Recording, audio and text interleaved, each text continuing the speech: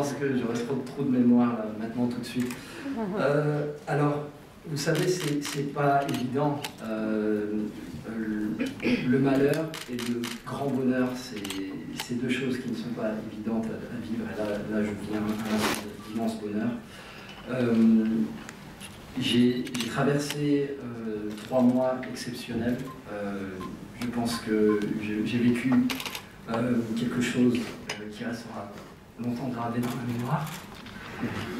Bravo! Bravo!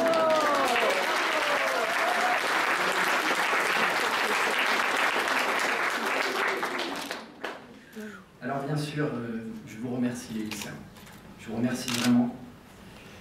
Parce que vous savez, j'ai commencé à écrire à peu près, j'étais un peu plus jeune, j'avais 13 ans. Je n'aimais ni lire ni écrire. Et je vivais donc à Bujumbura, cette capitale, ce pays que j'aime tant, le Burundi.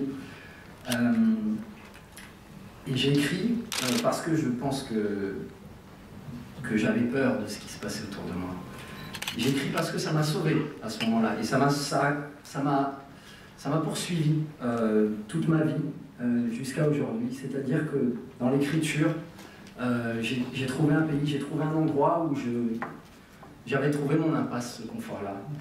Mais il fallait sortir aussi de cette impasse de l'écriture.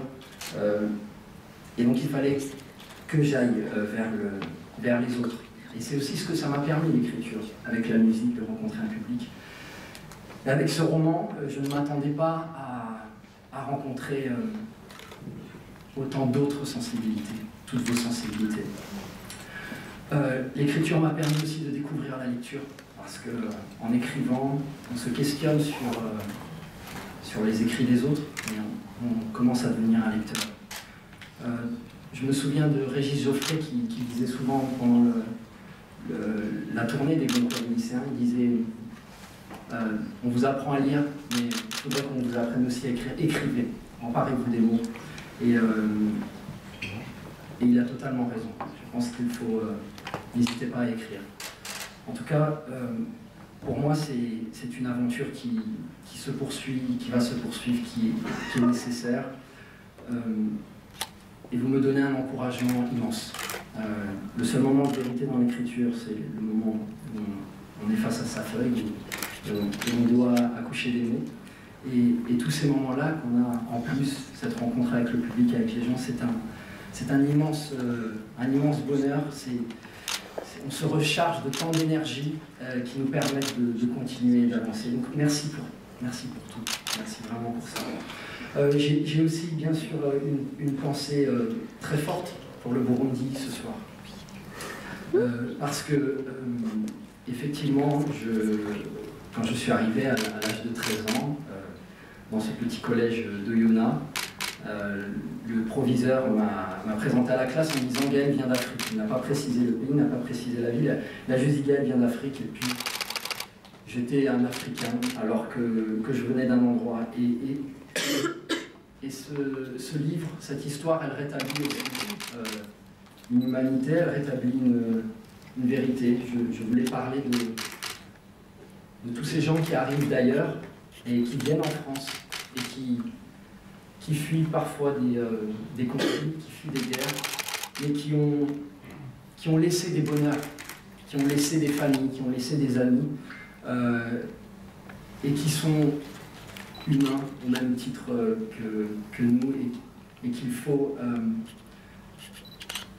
à qui il faut donner cette chance d'être qui ils sont, de se définir, ne pas plaquer sur l'autre une identité.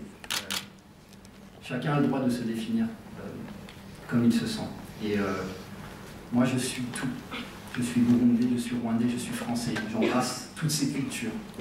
En une seule, je suis l'exemple même que on peut créer des ponts.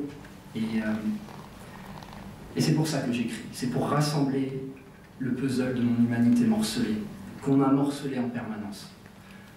C'est l'humanité qui m'intéresse. Donc merci d'avoir saisi cette idée-là. Merci d'être curieux. Merci de vous projeter dans l'ailleurs. Merci pour le Burundi qui traverse actuellement une période très douloureuse et je suis content qu'on puisse mettre une lumière sur ce beau pays à travers un livre, à travers de la littérature. Merci également à ce pays magnifique, la France, qui met en avant les livres. J'habite actuellement au Rwanda et je peux me rendre compte à quel point c'est totalement exceptionnel, unique. Un pays qui met à l'honneur les livres, les écrivains. C'est incroyable.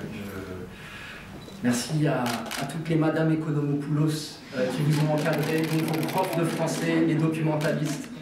Merci à ces gens qui transmettent la passion des livres, les libraires.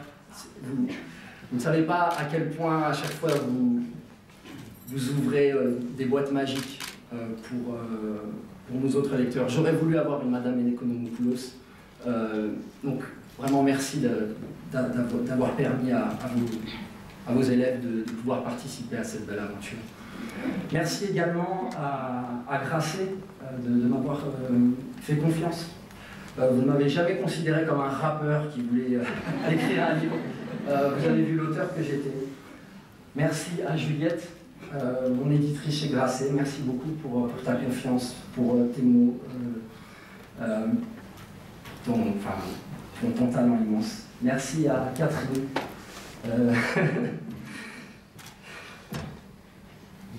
Je suis fatigué. Hein. Beaucoup de promos, beaucoup d'émotions. Et Catherine, donc, elle m'a écrit quelques jours après la sortie de mon album, Pellicule Édition à Croissant de beurre, et elle m'a dit oui. Je vois dans tes chansons que tu peux aller plus loin qu'une chanson, tu peux écrire un roman, j'en suis persuadé. Bon, je le pensais, mais de se l'entendre dire par quelqu'un d'aussi sensible et talentueux que Catherine, ça m'a littéralement donné des ailes. Elle m'a toujours fait confiance, elle m'a poussé, donc merci beaucoup Catherine, merci énormément. Merci Madame la Ministre, merci beaucoup. Merci Monsieur Bompard, merci à toutes les équipes de la FNAC. J'ai l'impression qu'il y a une parenthèse parce que je suis arrivé tout bronzé de Kigali le 1er septembre. J'étais encore frais et j'ai reçu ce prix de la FNAC et puis aujourd'hui je suis complètement fatigué. J'ai envie de pleurer pendant que je suis en train de parler et vous êtes toujours là, merci beaucoup. Et merci à Tom et Eva qui sont mes managers dans la musique. Merci de m'accompagner parce que forcément c'est pas facile pour eux, on devait sortir un album et finalement on doit le retarder. Merci de comprendre ça. Merci aux équipes de Grasset, merci à tout le monde. Merci Eddie, merci Hélène. Merci beaucoup, merci Zélie. Je leur en fais voir de toutes les couleurs, ils se fâchent avec tout le monde. Merci Jean-Marc Levent, merci Nathalie. Pareil, vous vous fâchez avec tout le monde parce qu'il faudrait que je puisse avoir des journées de je ne sais pas combien, de 100 heures pour répondre à toutes les sollicitations. Mais merci. Et puis merci à mes beaux-parents, à Dafrosa et Alain qui sont ici. Et merci d'être là parce que actuellement il y a un procès à Bobigny, ce qui est très important parce qu'on parle d'un livre qui raconte des choses et il y a une réalité. C'est qu'en France il y a des présumés génocidaires qui se baladent en toute impunité. Et Alain et Dafrosa ont créé un collectif qui s'appelle le Collectif des parties civiles pour le Rwanda depuis 2001. On se bat pour déposer des plaintes contre tous ces présumés génocidaires en France. On se bat pour que justice soit faite, parce que comment reconstruire une société si la justice n'est pas là? On parle du travail de mémoire. Mon livre, je le dépose aussi comme un travail de mémoire, mais il y a aussi les vrais combats. Le combat de la justice est important. Et Alain et Dafrosa sont mes héros, sont mon modèle. En plus, Alain est un ancien prof de français, donc un Madame Economopoulos à sa façon. Et donc, voilà, je ne sais pas si j'ai oublié des gens forcément, mais ce que vous m'offrez, c'est inestimable. Merci à tous.